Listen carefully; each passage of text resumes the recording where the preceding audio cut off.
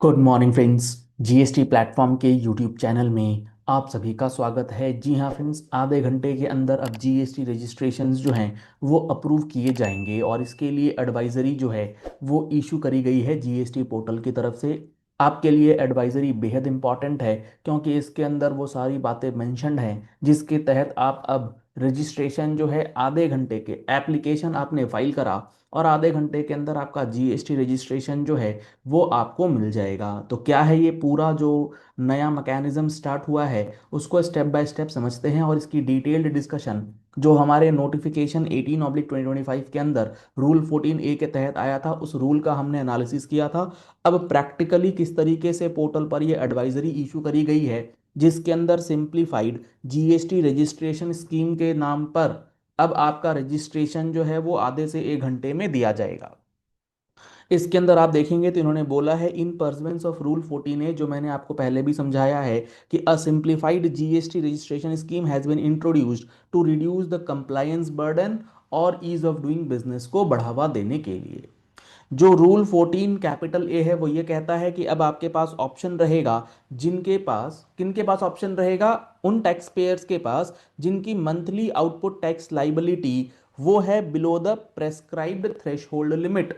और वो threshold limit क्या है? वो थ्रेशहोल्ड लिमिट है 2.5 लैक्स पर मंथ, जिसके अंदर आपका CGST, SGST, UTGST, IGST and compensation cess यानी कि जीएसटी के सारे टैक्सेस को ऐड करने के बाद अगर आप मंथली 2.5 लैक्स तक टैक्स अमाउंट की सेल करेंगे तो ही आपको इस ऑप्शन का बेनिफिट, इस स्कीम का बेनिफिट जो है वो दिया जाएगा। सर ये 2.5 लैक्स का ही अमाउंट होगा, ये हमें कौन बताएगा, ये डिटरमाइन कौन करेगा, इसका असेसमेंट कौन करेगा? इसके लिए उन्होंने मेंशन करा है कि आप अगर वो टैक्स पेयर हैं जिनको इस स्कीम में जाने का मन है तो आपको क्या करना है? On his own assessment. जी हाँ फ्रेंड्स, ये बेहद इंपॉर्टेंट है।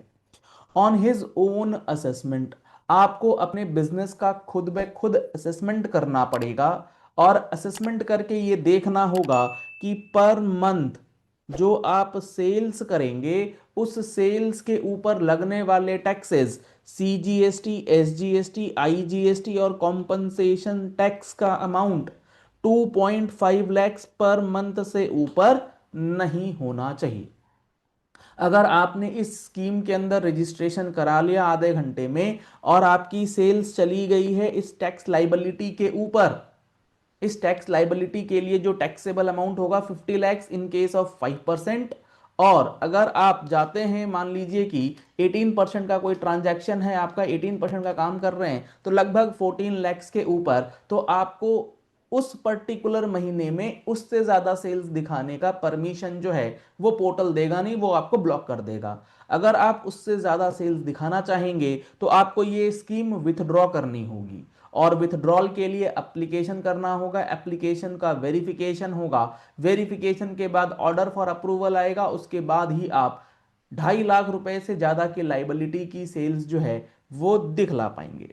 क्योंकि इन्होंने मेंशन करा है जो वो पर्सन जिनकी लाइबिलिटी 2.5 लैक्स नहीं एक्सीड कर रही है, they shall be eligible to register under this scheme.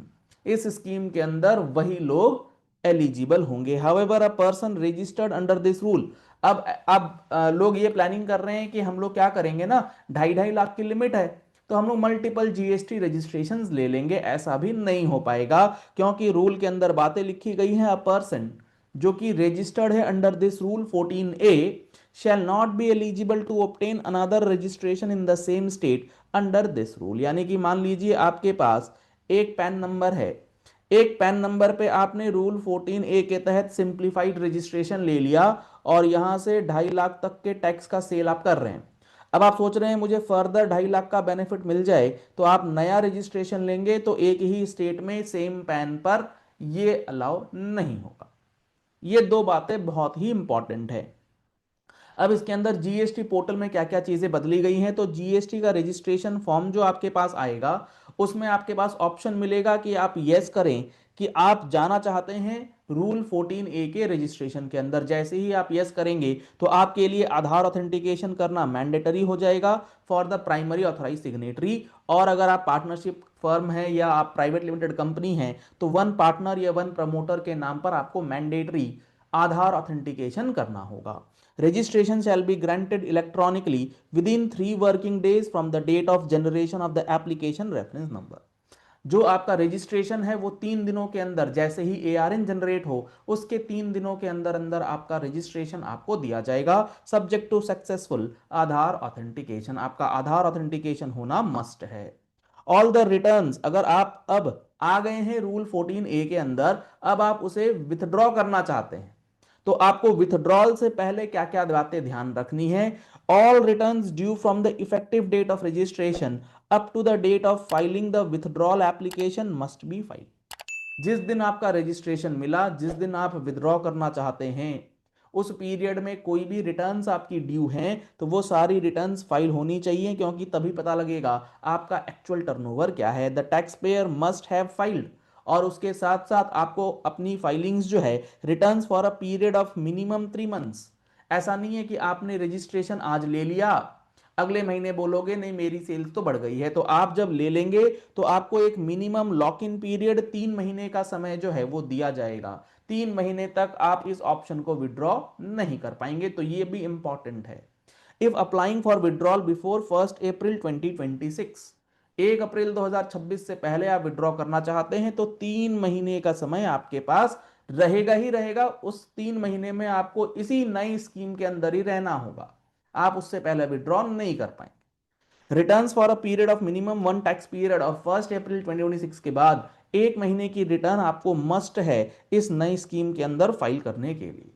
आप अमेंडमेंट जो है या कैंसिलेशन जो है वो नहीं पेंडिंग रख सकते अगर आप विथड्रॉ करना चाहते हैं। अगर आप विथड्रॉ करना चाहेंगे तो आपका कोई भी अमेंडमेंट एप्लीकेशन, कैंसिलेशन एप्लीकेशन वगैरह पेंडिंग नहीं होना चाहिए, और कोई भी प्रोसीडिंग्स आपके नंबर कैंसिलेशन को लेकर के पोर्टल पर पेंडिंग नहीं होनी चाहिए। तो आप जब इस स्कीम में आप जाएं तो इसके विथड्रॉ का जो कंडीशन है, इसको ऑप्ट करने की जो कंडीशंस हैं उसको ध्यान से समझने के बाद ही इस सिंप्लीफाइड स्कीम में जा सकते हैं। क्योंकि आप अगर सिंप्लीफाइड स्कीम में चले गए और आपकी B2B की लाइबिलिटीज बढ़ गई है 2.5 लाख से, तो आप वो डिक्लेयर नहीं कर पाएंगे, सामने वाले को इनपुट टैक्स क्रेडिट लेने में बड़ी दिक्कत आ सकती है। तो आशा करते हैं आपको ये नया स्कीम जो आधे घंटे से लेके 1 घंटे में रजिस्ट्रेशन दे रहा है, उसकी पूरी बात जो है वो अच्छी तरीके से समझ में आ गई होगी। कोई भी कंफ्यूजन है आप नीचे कमेंट बॉक्स पे अपनी क्वेरीज पोस्ट कर सकते हैं, और ये सारा कुछ डिटेल्ड एनालिसिस आपको एक एक सेक्शन, एक एक रूल का, हमारा जो 2026 का जो नया बैच स्टार्ट होने वाला है जनवरी 26 के अंदर, जिसकी रजिस्ट्रेशंस जो है वो ओपन कर दी गई हैं। तो अगर आप ज्वाइन करना चाहते हैं फ्रेश बैच 2026 का, जिसके अंदर आपको लाइव प्लस रिकॉर्डेड सेशंस दोनों अवेलेबल कराए जाएंगे, तो आपको कॉन्टैक्ट नंबर स्क्रीन पर दिए गए हैं 9693601228। इन नंबर्स पे कॉल करके, व्हाट्सएप करके आप जीएसटी फुल कोर्स का एनरोलमेंट करा सकते हैं। और कमिंग 8 और 9 नवंबर को होने जा रहा है हमारा GSTR 9 और 9C 24-25। बहुत ही इंपॉर्टेंट सेशन रहने वाला है ये, क्योंकि इस बार का 24-25 का एनुअल रिटर्न जो है वो पूरी तरीके से बदल गया है। इस कोर्स को या इस सेशन को ज्वाइन करने के लिए आप 9693601228 पे कॉल कीजिए, या फिर आप हमारा mobile application GST platform download कर लीजिए, इन्फॉर्मेशन वहाँ भी अवेलेबल है। पहली बार आए हमारे यूट्यूब चैनल पर तो हमारे चैनल को फॉलो कर लीजिएगा, सब्सक्राइब कर लीजिएगा नोटिफिकेशन बेल के साथ, ऐसी ही इंपॉर्टेंट एंड प्रैक्टिकल वीडियोस के लिए। अगर आपको ये वीडियो पसंद आई है तो इस वीडियो को लाइक और शेयर करना मत भूलिएगा। बहुत सारे लोगों को ये इन्फॉर्मेशन जो है वो पहुंचनी चाहिए, ताकि वो सिंप्लीफाइड रजिस्ट्रेशन का बेनिफिट ले सकें। Thank you and have a nice day.